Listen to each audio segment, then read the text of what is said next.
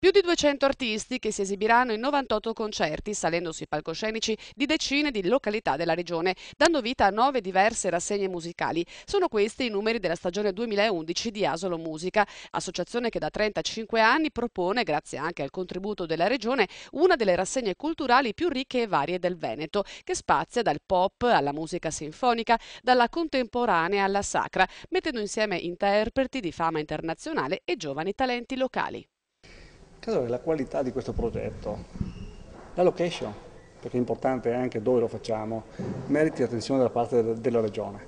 Lo dicevo prima, qualità perché ci stiamo rivolgendo a una fascia culturale importante, la location perché credo che noi non possiamo pensare che il Veneto sia solo le grandi città, i grandi poli di attrazione, ma siano un tessuto di mille belle realtà ed Asolo da questo punto di vista è un gioiello che si presta bene a realizzare questa proposta culturale. D'altra parte il modello del Veneto del futuro è un modello che vuole sposare la cultura, il turismo, il territorio.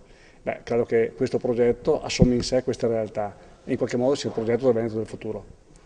Un programma, quello di Asolo Musica, che abbina felicemente idee innovative e spazi inattesi. Dai 15 incontri con la musica contemporanea che compongono la rassegna Musica Nuova a Treviso, all'ormai celebrato Festival internazionale di musica da camera Incontri Asolani, giunto alla 33esima edizione. Dagli appuntamenti trevigiani con il quartiere latino e i musei d'estate nel chiostro di Santa Caterina agli incontri musicali alla chiesa di San Vigilio di Col San Martino. Si passa poi alla stagione concertistica Orchestra Dolomiti Sinfonia nel Cadore, al progetto Cantatibus Organis e al Festival Organistico della Marca Trevigiana, che valorizzano lo straordinario patrimonio organario del Veneto.